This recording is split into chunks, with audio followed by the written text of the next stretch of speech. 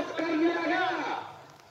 एक भी सांसद न संसद के अंदर और न संसद के बाहर 2013 से 2023 आगे बोला नहीं।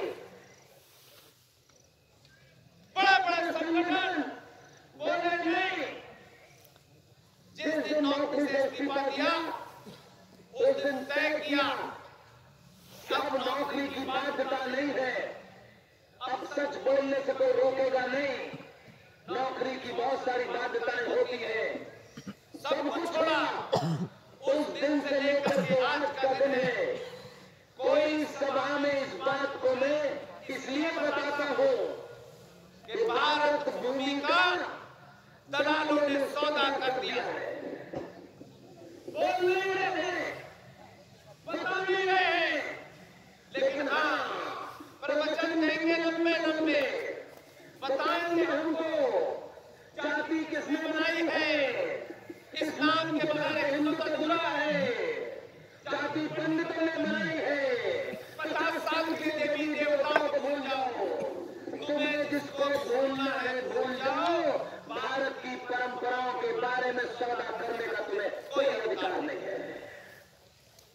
2013 का कानून ये कहता है कि जो आपका मकान है, जो आपकी दुकान है, जो आपका घर है, जो आपका खेत है, जो आपके खलिहान है, इसके ऊपर अगर कोई बोर्ड का आदमी आए और ये कहे कि जिस मकान में आप रह रहे हैं तो भाई आपके घर तो मैं कई बार गया और आप हर बार इस तरीके के प्रोग्राम में मेरे सारथी बनते हैं और मुझे इतने बढ़िया लोगों तक पहुंचाते हैं। प्रदीप भाई के घर भी गया, वहां खाना भी मैंने खाया और मेरे मन में बार बार ये था कि बताइए प्रदीप भाई ने इतना बढ़िया घर बनाया है और अपना सारा जीवन सारा व्यापार इस राष्ट्र के लिए सौंप दिया है, लेकिन मेरे मन में ये सवाल आया कि प्रदीप भाई को भी शायद ये पता नहीं है। तो मैंने सोचा सार्वजनिक मंच से बताऊंगा तो सबको पता है। प्रदीप भाई का जो घर है उसके जो मालिक है 50-60 साल से बिजली का बिल दे रहे हैं, जमीन प्रॉपर्टी के कागज दे रहे हैं, टैक्स दे रहे हैं, बिजली का बिल दे रहे हैं, लेकिन कानून ये पास हुआ है कि अगर वक्फ बोर्ड प्राइवेट मुसलमानों की बॉडी है जो पुरानी बिल्डिंगों की देख रेख करती है, उनके दो लोग प्रदीप जी के घर में आके ये कहें कि ये मकान वक्फ बोर्ड की जमीन पर बना हुआ है, तो प्रदीप बापना जैसे लोग, शरीफ लोग, सम्मानित लोग यही कहेंगे कि भाई इसके कागज हैं, मैं 50 साल से रह रहा हूं, टैक्स दे रहा हूं, बिजली का बिल दे रहा हूं। संसद में जो कानून पास हुआ है उसमें इनके बिजली के कागज, जमीन के कागज, पानी का बिल, टैक्स का बिल, उसका कोई महत्व नहीं है। कानून ये कहता है कि अगर प्रदीप जी को जब नोटिस मिलेगा कि प्रदीप जी ये जमीन आपकी नहीं है, ये वक्फ बोर्ड की है, तो प्रदीप जी कितने भी कुछ कर ले, प्रदीप जी अगर मकान खाली करके 24 घंटे में मकान खाली अगर इन्होंने नहीं किया तो कानूनी तौर पर इनको अपने मकान में घुसपैठ किया, इनक्रोचर डिक्लेयर करके पुलिस धक्के मार के इनका सामान इनके मकान से बाहर फेंक के सड़क पर फेंक देगी। प्रदीप जी को संसद में बैठे लोगों ने प्रदीप जी कहेंगे एक सामान्य नागरिक के तौर पे कि मैं कोर्ट जाऊंगा, कोर्ट में लड़ाई लड़ूंगा। प्रदीप जी का पूरा परिवार, पूरा सामान चौराहे पे रखा होगा और प्रदीप जी जब ये सोचेंगे कि मैं कोर्ट जाऊं, मैं हाई कोर्ट जाऊं, मैं सुप्रीम कोर्ट जाऊं, संसद में उसी कानून में ये ये कहा गया कि प्रदीप बाफना साहब ना हाई कोर्ट जा सकते हैं, ना सुप्रीम कोर्ट जा सकते हैं। ये कहा जाएंगे। ये कहा गया कि वक्फ बोर्ड नाम की जो प्राइवेट बॉडी है, जिसका सरकार से कोई लेना देना नहीं है, उस बॉडी में 5 लोगों का एक ट्राइब्यूनल है, 5 मुसलमान होने चाहिए। उनकी यहाँ जाकर ये अपनी फरियाद लगाएंगे, अर्जी लगाएंगे, दरखास्त लगाएंगे, प्रार्थना करेंगे। जिन लोगों ने सुबह इनको मकान से निकाला है, उन डकैतों के 5 लोग इनका मुकदमा सुनेंगे। और ये बात ऐसे ही नहीं है।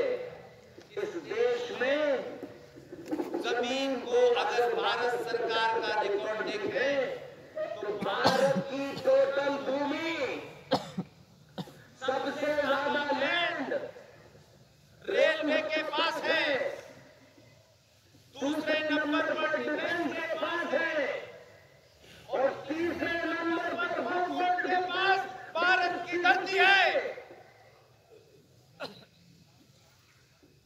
यह आपकी धरती नहीं है, सोना कर दिया है। ऐसे मुद्दे नहीं पता है। आज राम मंदिर मिला, 500 साल की लड़ाई के बाद फिर हम बनारस में ज्ञानवापी मंदिर की लड़ाई लड़ रहे हैं। उस लड़ाई के अंदर हमें हर दिन कोर्ट कचहरी जाना पड़ रहा है। फिर हम मथुरा की लड़ाई में 1991 में सरकार ने कानून बना दिया कि जितने भी हमारे अनादिकाल के मंदिर हैं, हजारों साल पुराने मंदिर हैं, उन मंदिरों पे सरकार ने कानून बना दिया है जिसे प्लेसेस ऑफ वर्शिप एक्ट 1991 कहते हैं। उसके तहत इस्लामिक आक्रांताओं द्वारा मंदिरों के अंदर मजार, मंदिरों के अंदर मस्जिद, वो तमाम 42,000 मंदिर हिंदुओं से ले लिए गए हैं। ना की धरती सुरक्षित, ना के मंदिर सुरक्षित, और जो मंदिर बचे भी हैं, कैसा देश है, कैसा कानून है, कैसी अब तक सरकारें आती रही कि आपके जो मंदिर है, जहां आप अपनी आस्थाओं से कोई दान देते हो, कोई रुपया देता है, कोई पैसा देता है, कोई सोना देता है, जो जिसकी हैसियत होती है वो वहां पूजा करते वक्त देता है। इस देश में न तो मजारों से, न गुरुद्वारों से, न गिरजाघरों से सरकारें मुद्दे नहीं लेती, लेकिन इस देश के हजारों मंदिरों पर हर साल 2.5 लाख करोड़ से लेकर के 2.25 लाख करोड़ रुपए का चढ़ावा आता है। और वो 2.25 लाख करोड़ जो मेरी आस्था का पैसा है, जो मेरी माँ ने, दादी ने, नानी ने, बहन ने, बेटी ने अपनी आस्थाओं से अलग अलग मंदिरों में दिया है। भारत सरकार वो 2.25 लाख करोड़ रुपया हमारा ले लेती है और मंदिरों के ऊपर एक भी पैसा खर्च नहीं करती और उन्हीं मंदिरों का कंट्रोल न तो सरकार मजारों को कंट्रोल लेती है, न गुरुद्वारों को लेती है, न चर्चों को लेती है, लेकिन भारत के सारे मंदिरों का कंट्रोल सरकार के पास है। और हमसे कहा गया कि भारत सरकार बिना बताए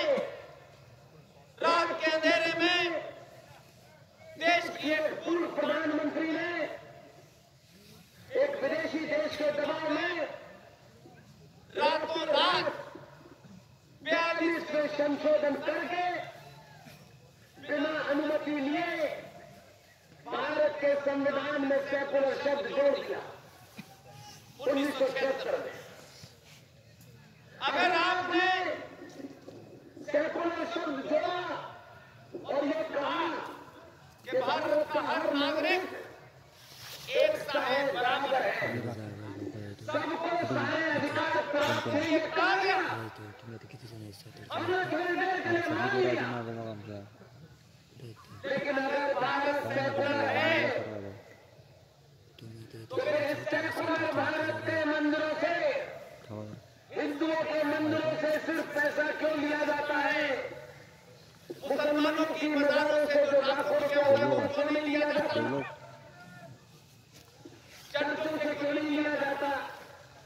गुरुद्वारों से क्यों नहीं लिया जाता?